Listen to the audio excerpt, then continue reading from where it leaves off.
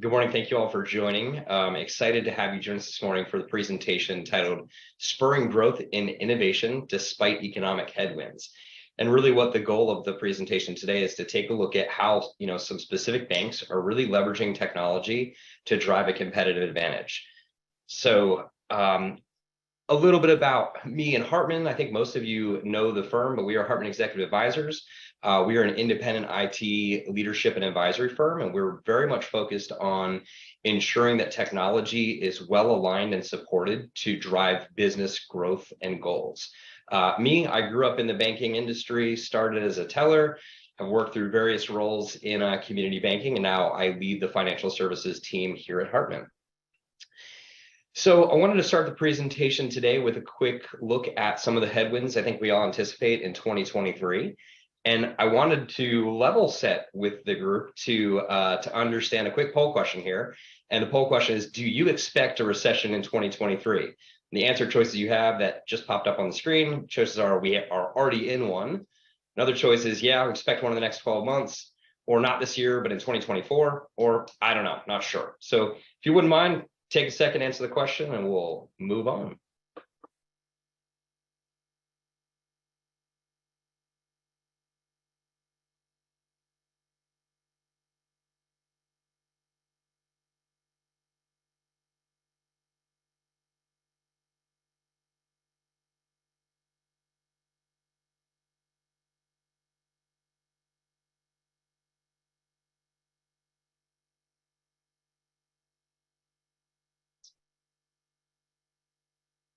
All right, poll results are in. So looks like 44% of us think we're already in one. 33% think, yep, in the next 12 months.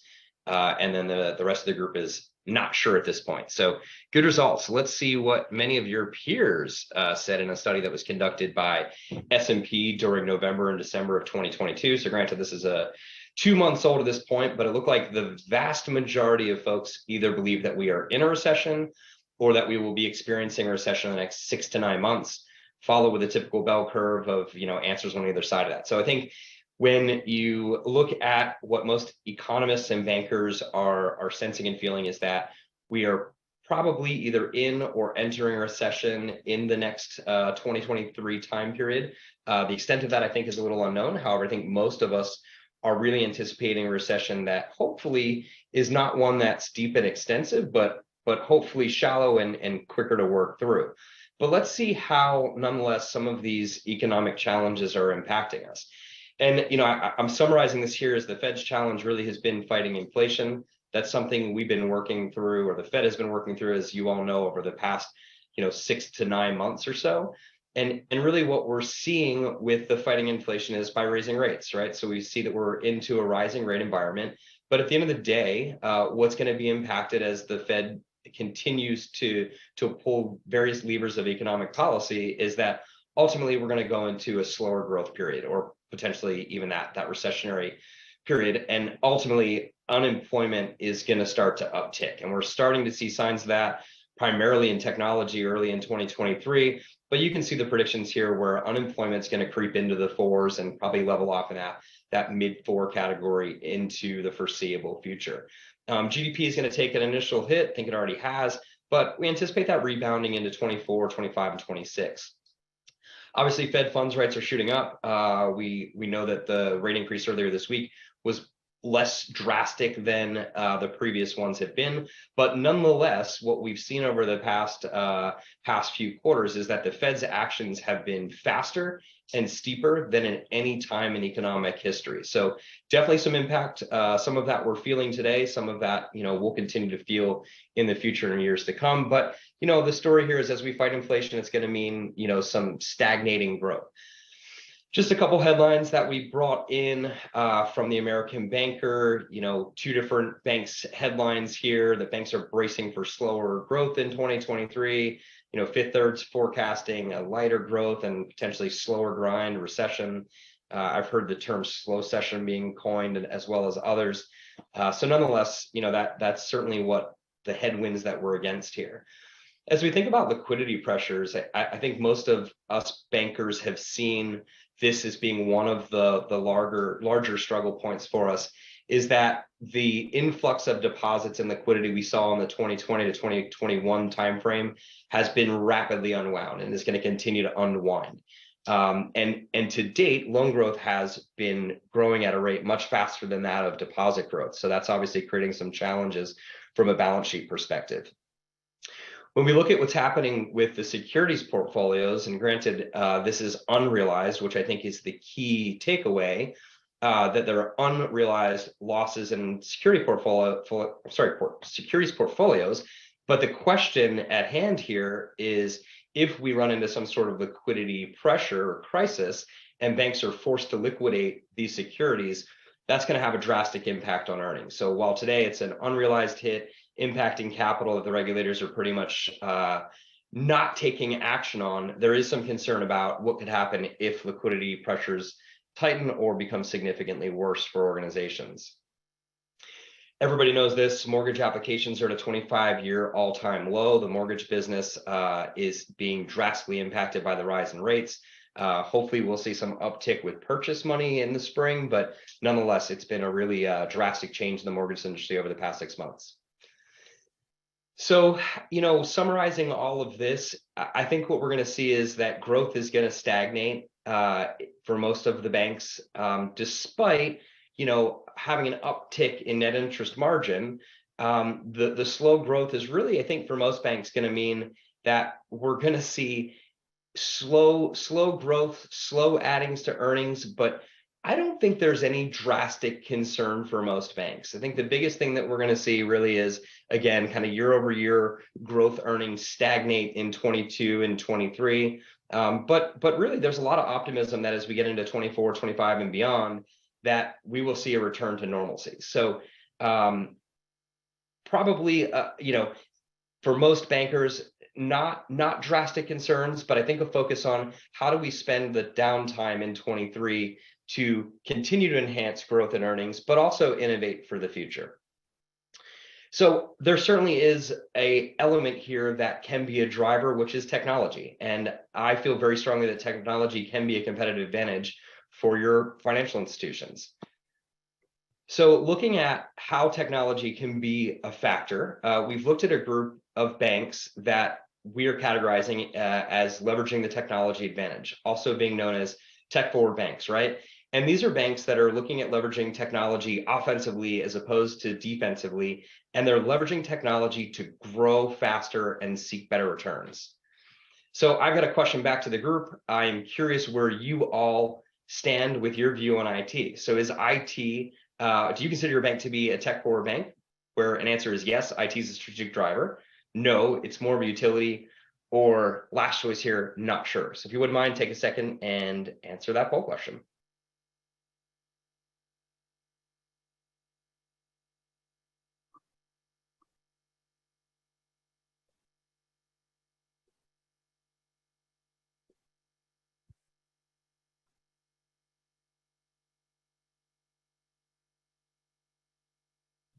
Okay, interesting results here. So about 40% of the audience feels that IT is a strategic driver within their organization. 60%, so the majority here feels like no, it's more of a utility. I would actually say I think that's fairly common, and in most cases we probably see it slanted slightly more towards IT's really serving more of a utility versus a strategic driver. So glad to see that our audience is advanced of the curve there. So today I wanted to take a look at 6 different banks that are doing something interesting and are being viewed as tech forward leaders. And the 6 banks here are Cross River, Tab, Capital Bank, Evolve, Leader, and Coastal Community. Our team is tracking about 120 different banks across the country that are really tech forward and doing something innovative and different. Obviously, we weren't going to cover 120 in today's session, but wanted to give you a flavor of what these banks were doing. And each of these were selected because they're doing something a little bit different than one another. So it should give you an interesting flavor. But before we dive into that, I want to just take a quick review of how technology has shaped the landscape of banking. And I love the term fintech and the fintech movement, but I think when you really think about technology's impact, the first fintech was in 1866 when the transatlantic cable was installed, which really created connectivity between banks across the world. I'm not going to read all of these different evolutions to you, but I think what's important to note is that technology has been an influencer in the banking landscape and industry really for all of modern time. And every time a new trend came about, like ATM or chips and Swift, there's a time that it takes for that to be adopted, right? And not all banks jump on board at first, but ultimately, I think it impacts us all in one way, shape, or form as we go through. An interesting point I'd like to highlight on this page is 1990s. So in 1990s is when you saw mainstream adoption of online banking. So most banks were rolling out online banking to their client base. And what we know with online banking is that it took until the pandemic. So I think it was May or June of 2020, which is when online banking and digital banking channels crossed the threshold and became the primary banking channel. So do that math, right? That's 30 years before online banking really took over and became the mainstream channel. There's a big difference when you think about banking as a service and embedded finance, which became more popular in 2020. I think the adoption of those technologies is going to be exponentially faster and is going to have bigger impact to our financial institutions. So as apologies if I clear some messages here. Oops. As we look at how technology is impacting Blue Ridge Bank, to acclimate you to this chart, so this is Blue Ridge looking at their total deposits between Q4 2021 and Q2 2022. So just 3 quarters worth of data here. And what this shows you is that in those 3 quarters, Blue Ridge doubled their fintech deposits in just those 3 quarters. Granted, it still only represents about 20% of Blue Ridge's total deposits, but that's incredibly fast growth for fintech's deposits in just 3 quarters. And in that same time period, their non-fintech deposits shrank by 8%. So pretty drastic results as you look at that. Also, when you look at fintech adoption, this chart's showing a look at how many Americans are leveraging or have a fintech relationship. I find it really, really interesting that when you look at 2020, it was about 60% of individuals had a fintech partnership. In 2021, that number jumped up to 88%. So that's a 30% growth year over year, which is really astronomical. So what that tells us is that 1 out of 10 people that walks into our bank does not have a fintech relationship. Stated differently, 9 or 90% of people that walk into our branch, they're also working with a fintech in one way, shape, or form. This is a pictorial of all fintechs. So what this is showing you is clearly not all 3,800 fintechs, but this is showing you a sampling of fintechs in the various categories in which they are partnering with or bringing their technology to influence the financial services landscape. So you can say there's a lot of different categories in which fintechs are playing and influencing our marketplace. And there's a lot of different fintechs in each of those categories. So I'm not going to read them all to you. Again, you'll get a copy of this presentation after the fact so you can dive into them. But a key takeaway here too, this data is through April of 2022. If you had looked at this chart in May of 2021, the number of total fintechs would have been closer to 3,500. So that's, again, about a 10% growth year over year in number of fintechs.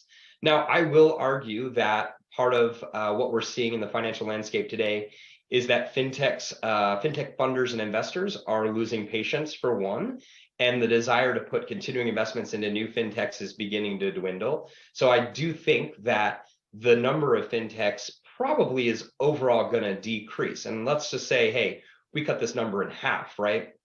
So we've got 2,000 versus 4,000 fintechs. So I think we'll see decreases, but nonetheless, fintechs are here to stay. They're drastically changing the way in which clients and banks are doing business, and it's going to continue to have impact in our organizations.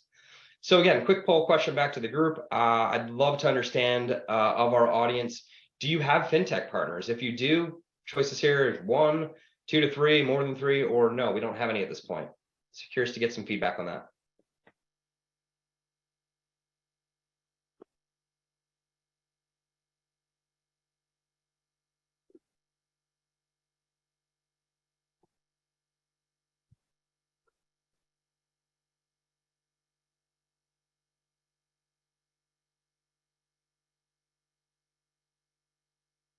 All right, thank you for the answer. So it looks like about 40% of the room has at least or has a fintech partner, 10%'s 2 to 3, 20% more than 3, and about a third of us don't have that. So interesting, about 2/3 do, 1/3 do not. So that's good, good to see there. All right, so let's keep moving here. Thinking about what fintechs enable for our organization. Fintechs are drastically changing the way that we operate our business. And I think the first here is it's really driving intuitive client-facing technology. So, which also goes to the last bullet point on this page, which is ability to white label products and services. And we'll talk more about that as we get into some of the fintech bank partnerships that we'll highlight today. Which ties into new growth channels, new acquisition channels. How are we finding and sourcing new business? But there's also a significant focus on back office, right? How are we building workflows and intuitive back office interfaces to really operate more efficiently and effectively and deliver better customer service? Which ties into self-service portals. Clients, again, what we saw during the pandemic time period, whether forced to or preferred to, most people were driving to self-service channels. And I think across industries, even outside of banking, that trend plays true. Another thing fintechs are enabling is APIs that enable integration to other third-party applications and partners, and also access to data for analytics. And again, we'll look at some examples of these as we get into the fintech banks. So some reasons why banks are getting into it. Well, I think we all can say and know very adamantly that relying on our legacy core technology platforms is certainly not driving the growth and innovation that we want to see. And all of this is focused around meeting the needs of our consumers, right? And as that consumer demographic changes, being able to serve them in the ways that they most prefer. But again, there's certainly an efficiency play here too, right? So how are we looking at driving a lower cost operating model by reducing overhead or our service delivery? And of course, we've got to take a look at our workforce too. The workforce has been incredibly challenging to attract and retain. And if you're bringing in younger generations into environments that are not tech savvy or tech enabled, they're going to become discouraged fairly quickly, and that's going to create challenges to recruit and retain.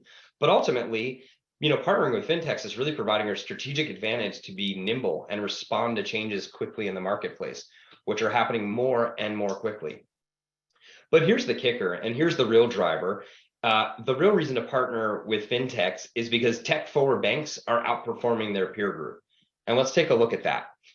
So what this chart is showing is a look at, and this is, again, the 2021 year, so ending December 2021. Don't have this updated for 2022. I'll comment on that briefly, but let's just look at this year as an example. So what you'll see is that tech-forward banks are in the darker blue bar, all commercial banks are in that lighter bar, and you'll see the comparison, and you'll see the chart at the bottom is depicting the actual numbers. But when you look at asset growth, right, tech forward banks were growing at a rate of about 23% versus their peer group at about 11%. So over double. Same thing for net interest margin, just over 4% versus about 250. ROA at 2 versus 123. Return on equity at 21 versus 12. Efficiency, so tech forward banks are operating slightly more efficient than their peer group at about 55 versus 61%. But here's a real driver is stock growth. So you'll see those banks who had some tech advantage were being valued at a rate about 3 times higher, so 107% versus 36%. It's easy to think that this is really only applicable to the larger banks. So if you're looking at that chart, you might say, hey, how does that apply to me if we're a bank that's under 5 billion or under 2 billion?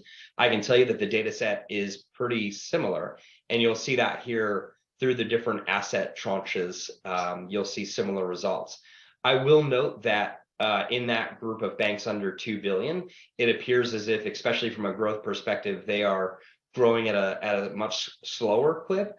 Some of that is actually, there were two banks that were in this study that made significant decisions to reduce their asset size pretty drastically. So those numbers are skewed a tiny bit, but you'll see the trends are pretty similar across. And we'll talk about why that is as we continue on here as well.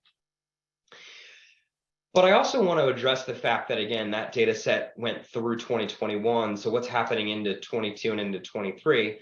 Well, throughout 2022, as we saw deposit growth slowing or even retracting, while loan demand remained pretty steady. And again, I think most banks were struggling with increased deposit pricing and retention for those deposits.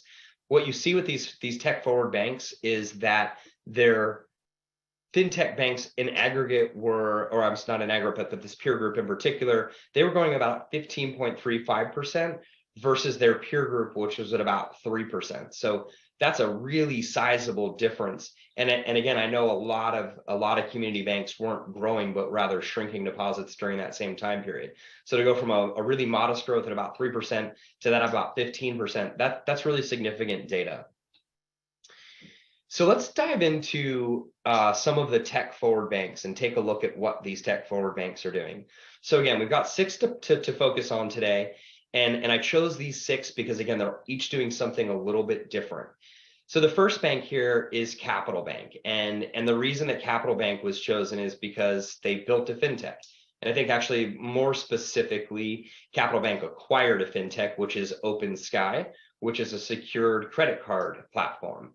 So while they acquired the platform, they have put significant R&D and investment into this platform to really grow this fintech. And this fintech has taken off. And what you'll see is that Capital Bank, at about a $2 billion bank, they're experiencing a really good net interest margin, good ROA, good ROE, decent efficiency. I think they would probably acknowledge there's some opportunity to look at their back office, but nonetheless, stating pretty good results.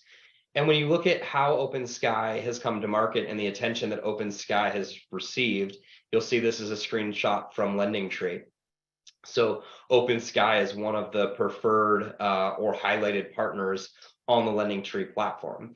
And for Capital Bank, the vision behind OpenSky is to help those folks who don't have access to the mainstream credit markets, to help them through a secured credit card vehicle. And through that credit card vehicle, the goal is to graduate them into more traditional means of credit and ultimately to become a feeder to their mortgage program. So Capital Bank has a very large mortgage operation across the country. And if you think about the synergies of folks who don't qualify for a conventional mortgage because either not having credit or maybe having some credit dings, to be able to have a vehicle to help them improve that credit and then ultimately become a funnel back to mortgage or some of their other consumer finance, it really is a win-win. And then the fact that they've now opened this up at a national level and have even thought about how this partnership can make some sense for other banks, certainly a very significant driver of Capital Bank's growth and returns.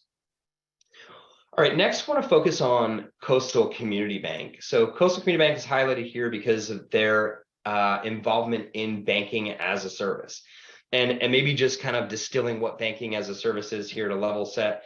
Banking as a service is when a bank makes the decision to work with fintech partners by essentially leasing their bank charter. So there are many banks, neobanks or fintech partners out there that want to operate as if they are a bank, and Chime is a great example of this, right? So if you all have heard of Chime, Chime is not a bank, but they're out there opening checking accounts. They look and feel very much like a bank, but because they're not a bank, they need a chartered bank behind the scenes to service that business. And in Chime's case, they partner with a Bancorp Bank.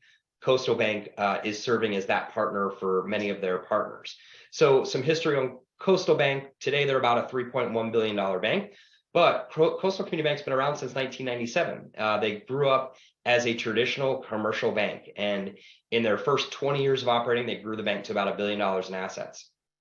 Well, in 2017, they spun off a new division, which is CCBX, which is their fintech bank. And since growing that fintech bank, they have grown an additional $2 billion in those 5 years. So it is very clear that their fintech bank has opened tremendous opportunity for their organization to grow and to achieve additional earnings.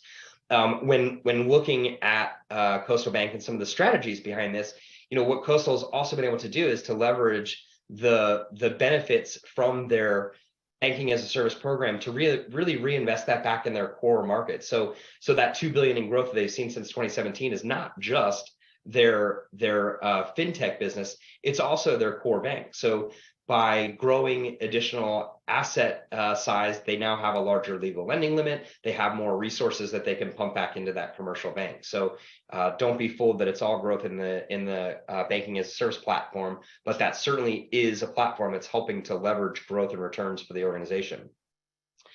If you haven't heard this news yet, I'd suggest that you pay attention to this. So going back to Q4, Coastal Community Bank and Walmart announced a partnership through a fintech called One Finance. And One Finance is going to be the neobank or fintech partner that is providing banking services to Walmart's employees and ultimately to their customers. So I think this is a pretty big announcement that likely is going to drive significant deposits through that One Financial partnership. Okay, so moving forward here, let's take a look at Cross River Bank as the next example here. So Cross River Bank is chosen because they're a fintech investor. So in addition to being involved with banking as a service and some other initiatives, they're a privately held bank. So they have the ability to do some things that a publicly traded bank would not necessarily do through their main entity, because obviously publicly chartered banks or publicly traded banks are very focused on the KPIs that are important to investors, and investing in a fintech is very different. You're going to see some large swings, both positive and negative. But again, as a private bank, Cross River spun up two different ventures, one of which is Cross River Digital Ventures, and the other is the CRB Investment Fund, and they are actively seeking and building fintech investments and partnerships. So you see Cross River is about 8.8 billion in assets, and you can see their KPI numbers there. But they've experienced very significant growth. So they were a mere $3 billion bank not but 5 years ago. So they've really exponentially grown the bank. And I've listed some of their fintech partnerships here, not all, but the one that I want to highlight is Affirm.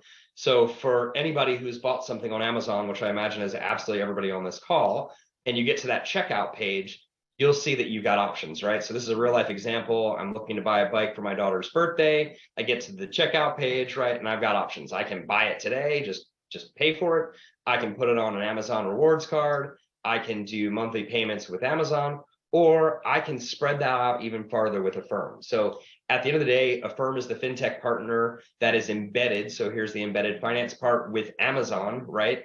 Where consumers can choose at point of sale to finance that transaction. And I think what customers are completely oblivious to, or maybe oblivious isn't the right word, but just it's not even a concern to them, is that they are choosing a bank. So the question here is, are consumers really choosing their bank anymore? We'll talk a little bit more about that, but it's through embedded finance transactions like this where we're seeing customers are acquiring their bank relationships through non-traditional ways. All right, so next I want to highlight Evolve Bank. So Evolve Bank is a little bit different in that they are a much more mature and established bank. So they were founded in 1925 in East Arkansas, and they were really focused on their farming communities. So again, in about 5 years ago, so in about that 2017, 2018 timeframe, Evolve made the strategic decision to, one, change their name, and two, really get into the fintech space. And their focus here has been through neobank partnerships. And you can see they're also about a $1.3 billion bank. The fintech partnership or the neobank that I want to highlight is Dave. And Dave, if you all have not heard of Dave, Dave is much akin to that of Chime, right? Where they are operating very much like a bank. So they look and feel like a bank, but again, they need that bank partnership or bank sponsor behind the scenes. Dave's partner bank is Evolve Bank. And Dave essentially is out there soliciting new clients with the vision of having a much more intimate banking relationship, providing paychecks sooner, and helping to eliminate fees, overdraft fees. Okay, next one on the list here is Leader Bank. And Leader Bank was selected because they're doing something very different than the rest of them. Leader Bank developed technology that they are now selling to other banks. So a bit about Leader Bank, they are about a $4 billion bank in north of Boston, the Massachusetts market. Again, traditional commercial bank, but they also have a very large national mortgage presence.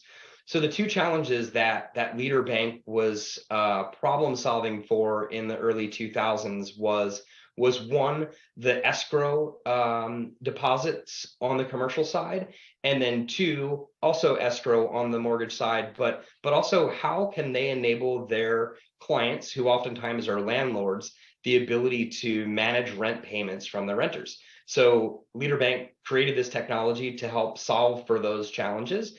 They named that Z Suite Technologies, and they are now out selling Z Suite to other banks across the country with good success. And here's a highlight from Leader Bank and Z Suite, which is Capital Bank, who we showed just a couple slides ago. Capital Bank has engaged Z Suite for exactly the same reasons, right? They had challenges with their escrows and with their rental clients, and Z Suite was a really nice solution for them. So one of the takeaways here too is, as you get into the fintech and the technology space, there's really good partnership and knowledge share between banks and partners. It very much is a community, so it's not surprising to see two fintech banks and partners working together. Okay, last bank to highlight today is Tab Bank, and Tab Bank was selected because they came to existence as a digital bank. So they were formed in 1998, and the whole premise behind Tab Bank is TAB stands for Transportation Alliance Bank. So TAB is focused on truckers, right? And as you can imagine, it's not so easy for a trucker to pull into a bank and go through the drive-through to cash their paycheck.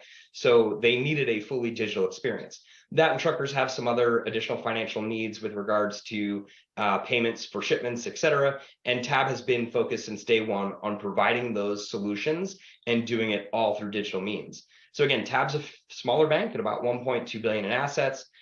Listing out some of their fintech partners here, but the one that I want to highlight in particular is their relationship with Bumped. And if you've not heard of Bumped, Bumped is essentially a fintech partner who allows who leverages a rewards program. So think about a rewards checking program within the bank, where those rewards are then moved to Bumped and invested in the stock market. So it allows people who wouldn't necessarily be thinking or making stock purchases to leverage their rewards program and make those investments seamlessly all through Tab Bank. So nonetheless, these are 6 examples. As I mentioned, there's about 120 that are being tracked in today's world. So lots of different examples, but hopefully this gives you some flavor that the fintechs are helping to solve various problems, from efficiencies to driving loans, driving deposits, in this case, helping to create some additional products for their clients. All right, so I want to highlight a couple points that S&P has brought forward in some of their research. And the first is looking at the left-hand side, which is looking at the average size of the deposit accounts within fintech banks. And again, they've looked at a lot of different banks, and what their studies show is that the average size of accounts in fintech banks is much smaller than we might expect in a traditional commercial bank. So we're seeing the average size between $830 to $1,000. So you're probably used to seeing that, closer to $5,000 in most of your organizations, maybe even higher. So definitely a smaller average account size, higher transactions, which could mean some additional fee income, and more clients. So that's certainly a consideration point that's relevant as you're thinking about potential fintech partners. The other part that I wanted to bring forward, and we're going to talk a little more about this, is the average bank size of fintech partners is 1.56 billion. So if you're like me, you might find that to be interesting. You might say, wow, I would have thought that was going to skew to the larger banks, but there's some reasons that it doesn't. And I want to highlight those reasons. So really, there is a community bank advantage. Fintech partners are specifically looking for community banks, and that's no accident. It's no accident that the average size is in that $1.5 billion size. And here are the reasons. Smaller community banks, we have a desire to partner versus build, right? We don't necessarily have the technology teams to go out and build this technology ourselves and execute. So there's a real strategic alliance and benefit to partnering versus building. Another reason is community banks have the ability to execute and really be nimble, get through this faster. I know not all of our community banks are. That's probably on the leadership teams. There's probably something as we as leaders can do about that. But we do. If we want to get something done, we all know it. That's why we work in community banks, right? Third reason here is that community banks, they really need the ability to grow and scale through technology, right? Don't have the same marketing budgets, don't have the same people resources. So there's just a true business need to be able to work through that as well. But here's the real kicker and why fintechs look at smaller community banks, which is banks under 10 billion in assets are exempt from the Durbin Act, right? So at the end of the day, most of these fintechs partnerships come with some sort of payments vehicle, some sort of debit card or interchange. And that interchange becomes much more attractive in the community banking market than it does at much larger banks. So there's definite advantages for fintechs looking to partner with community banks. Now, of course, one of the challenges is they want to continue to do business with banks under 10 billion. So as they get larger, that creates some considerations. But to that point, they are spreading partnerships across banks. All right, well, I know what some of you might be thinking at this point, right? Interesting, but, and I hear this all the time, we're a community bank, right? Our customers value our service and they still come to the bank. Absolutely true. Nobody is discounting that whatsoever. But if we go back to that fintech adoption slide, we've already acknowledged that 9 out of 10 of our clients walking into the bank also have a fintech relationship. So these partnerships exist whether we want to admit it or not. Second example, or second hesitation I hear is it doesn't fit our model, right? We like to know our clients and help their businesses grow. Yeah, I think that's a very valid point. And that's one of the reasons that I wanted to point out the Coastal Community and the Evolve Bank models, right?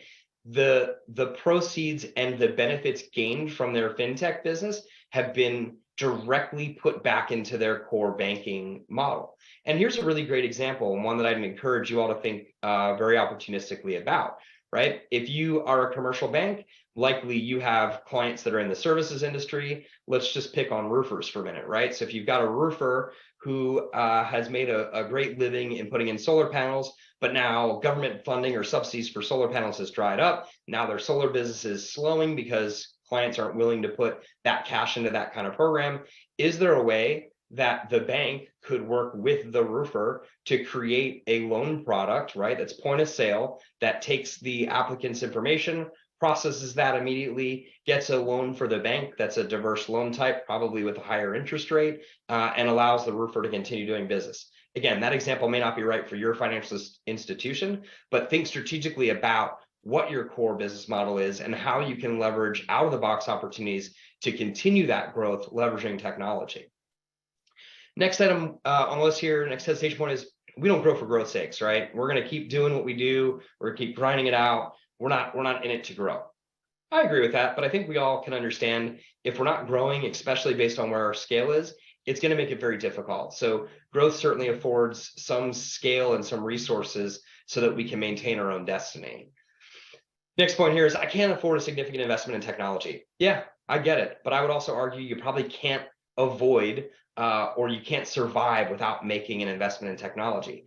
And significant maybe is a relevant term here because many of the technology investments we've looked at so far really are looking at additional income streams that help offset the cost of this technology and even really more than offset, more than pay for themselves.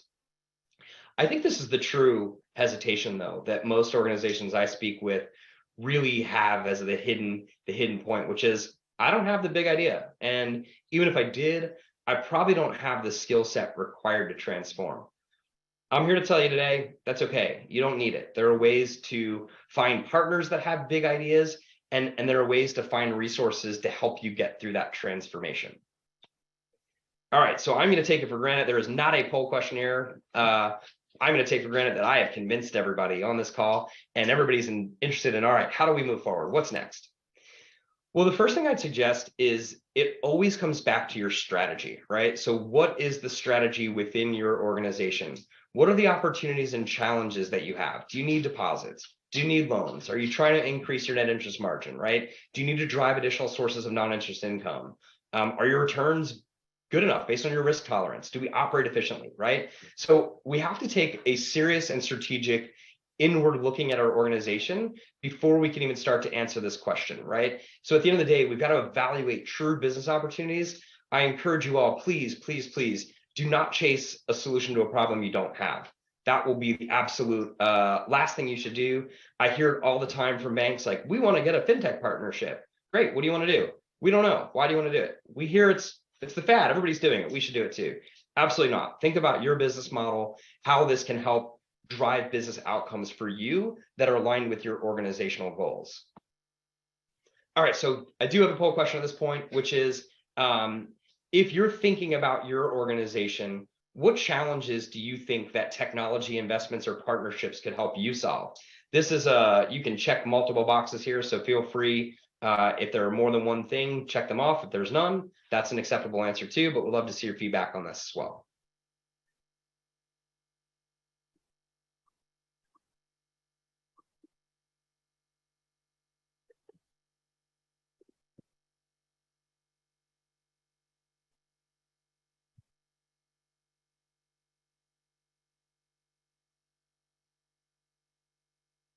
All right, well, that is amazing. I did not expect that the entire group would all have at least one business opportunity here. Nobody said none of the above. So it looks like we all agree there is some way in our organizations that technology can help us drive some business opportunity. And it looks like the two top ones here tied are increase in deposits and operate more efficiently. And I think that's incredibly appropriate. All right, so let's keep moving through this. The second thing, once you've decided strategically and directionally how and where these partnerships can help drive different business outcomes, you've got to create structure. One of the things I'm sure you've all heard in recent headlines and regulatory feedback is a few banks have gotten into trouble, and they've gotten into trouble because they've not created the appropriate structure. And structure all starts with having the right business plan, right, which is bullet point 2 here. Create the right plan, and in that plan, you've got to have a vision, and that vision's got to tie back to your corporate strategic goals.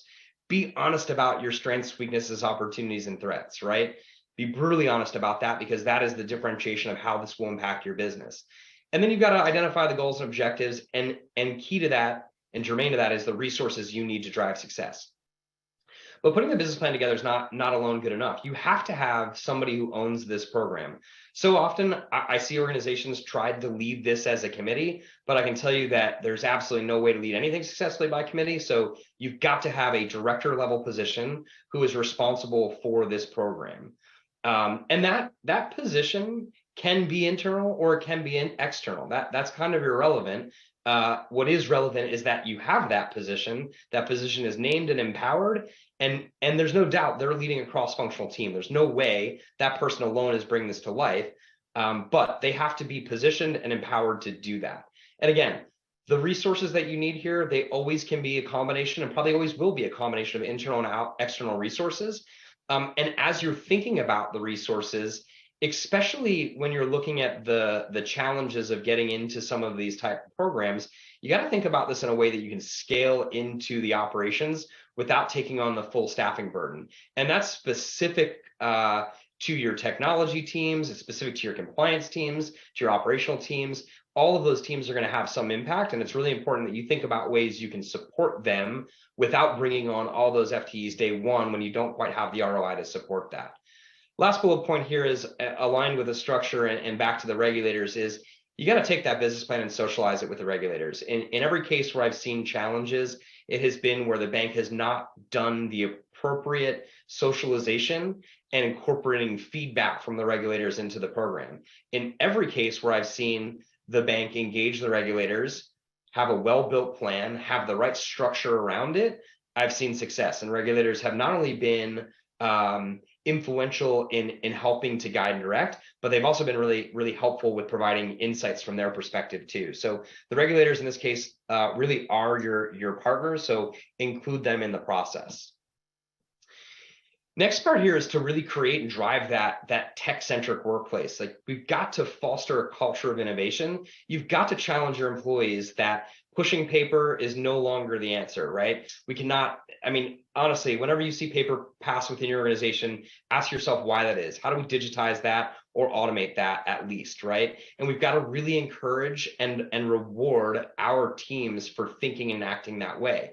In so many organizations, and this is, I know this is mainly driven through compliance and regulations, is that we're so focused on getting that A+ in the regulatory exam. We've done it this way for all of time. We know this way pass muster with the regulators, so why upset that and disrupt the apple cart?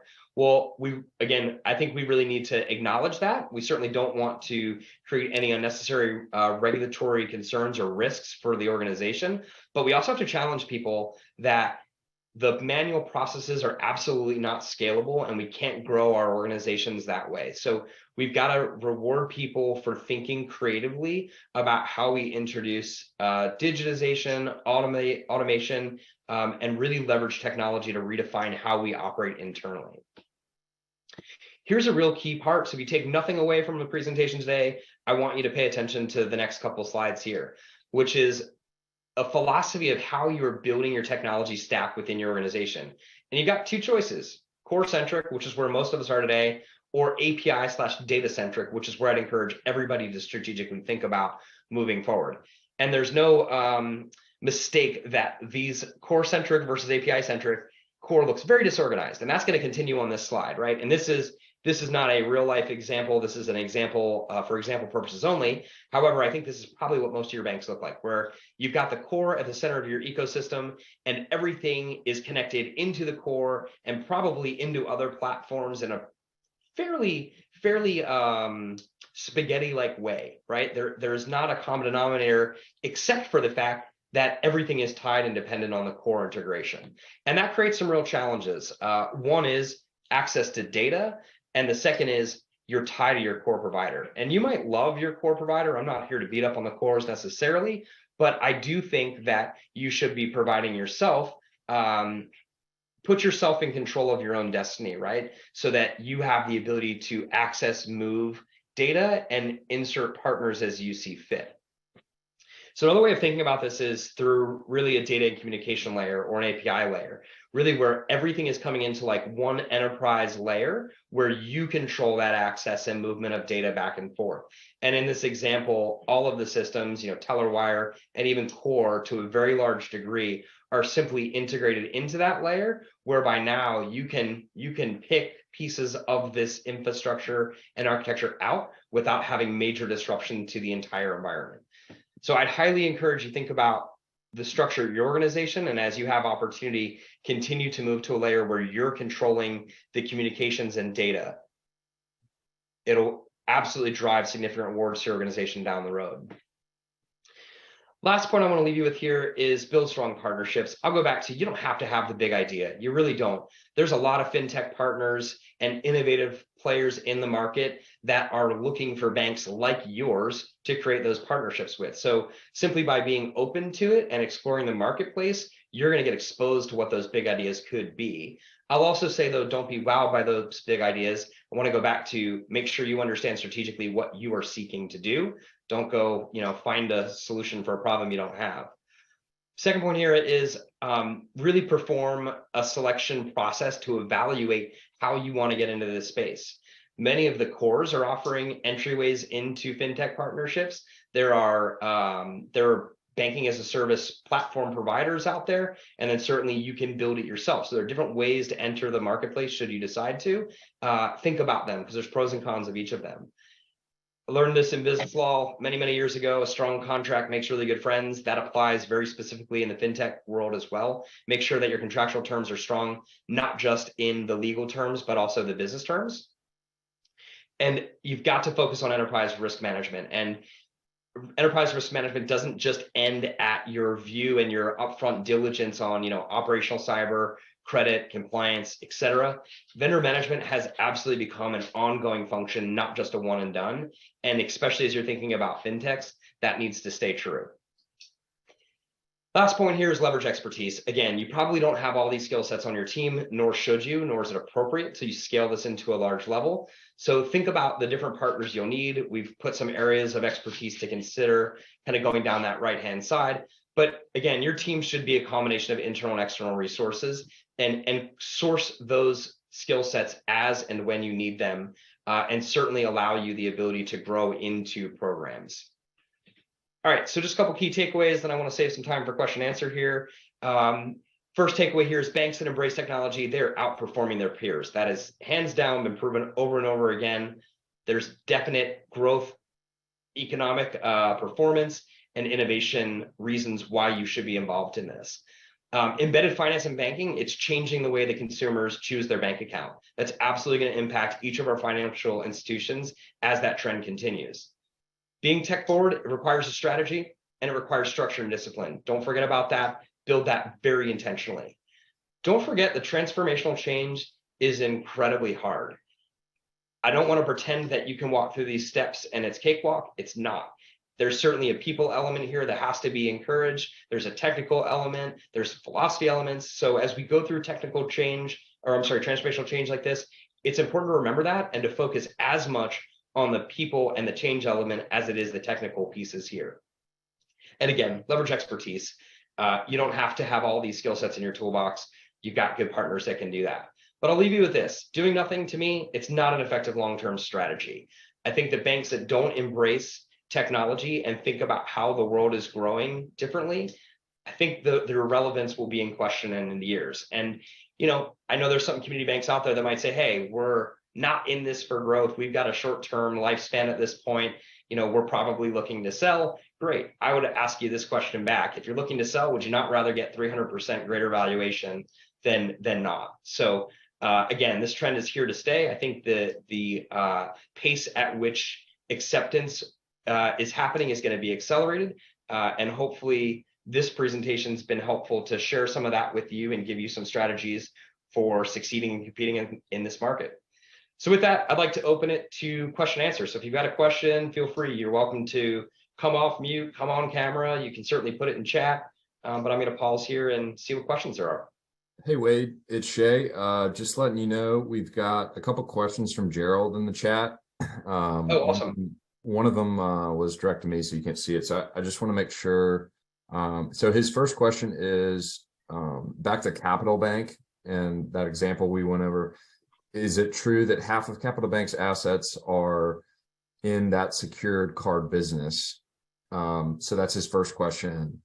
And then his second question is, are many of the banks that you looked at focused on fintech for commercial asset growth, or is it mostly for retail banking asset growth? Great question, Gerald. Thank you. Back to the first question of the proportion of Open Sky's assets to the overall organizations. I don't know the answer to that question. I can gladly do some research and get back to you with that.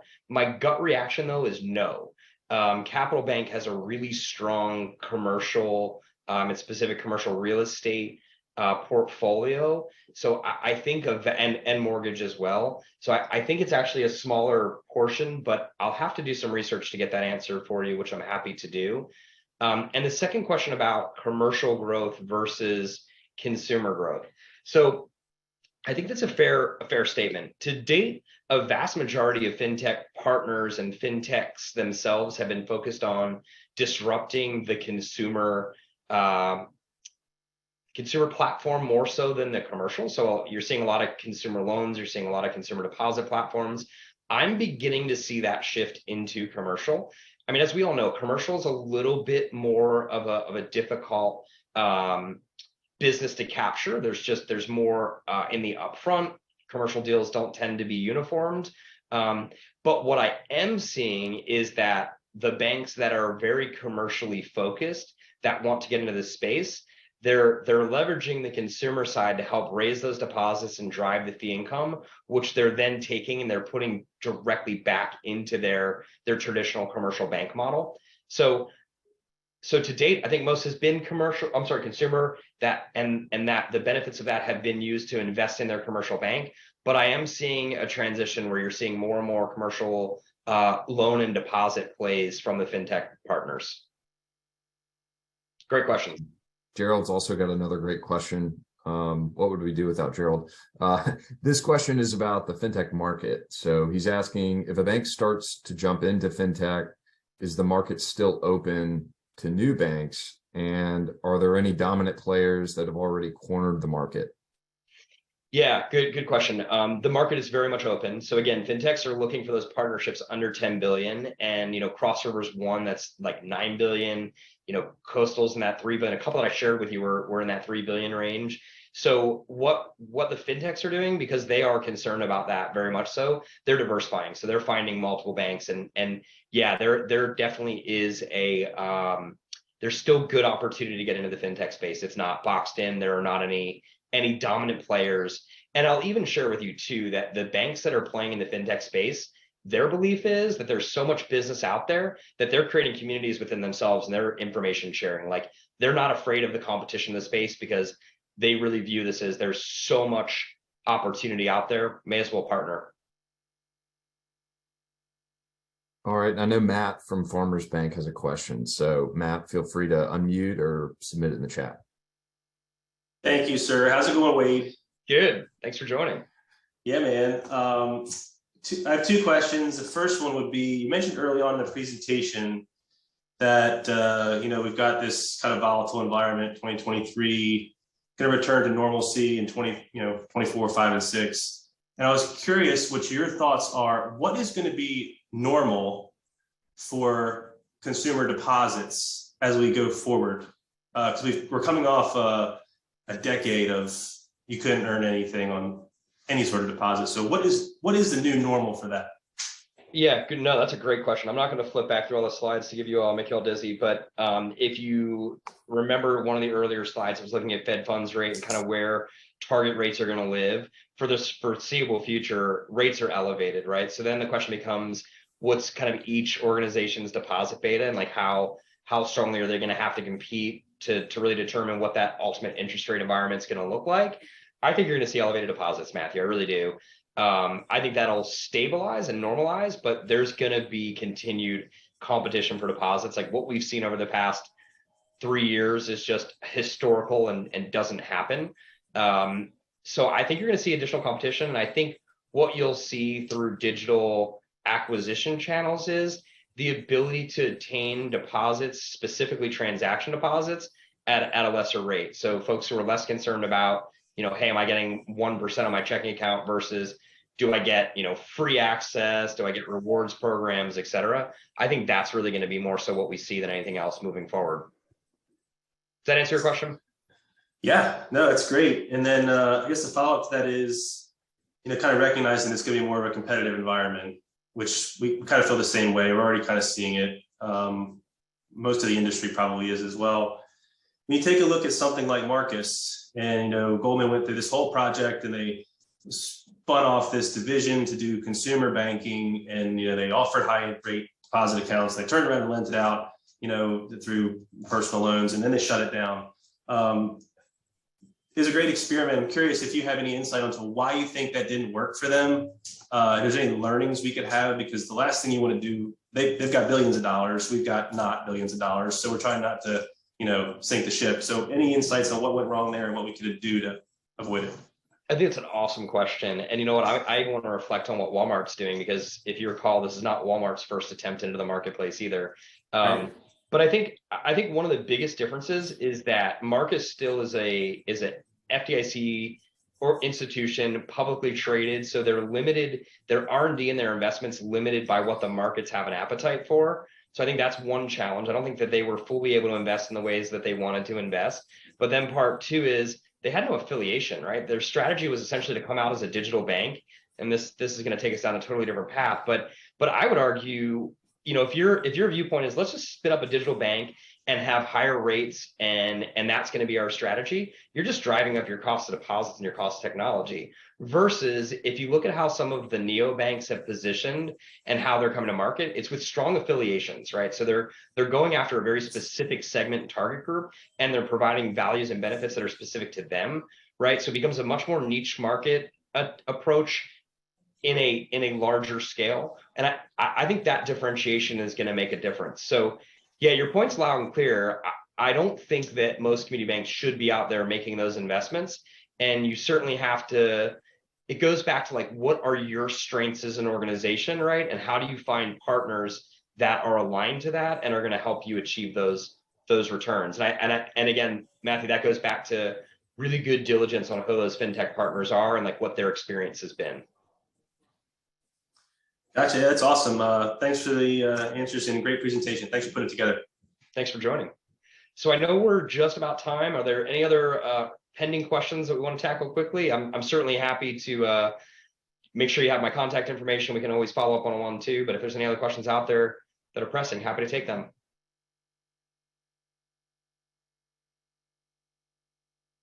All right, well, not hearing any, I want to again thank you all so much. Thanks for the great questions. Thanks for the participation. If you've got any follow-ups, please don't be shy. We'll make sure you got the contact info, and would love to engage and help you continue your exploration here. Thanks, everybody. Have a great day.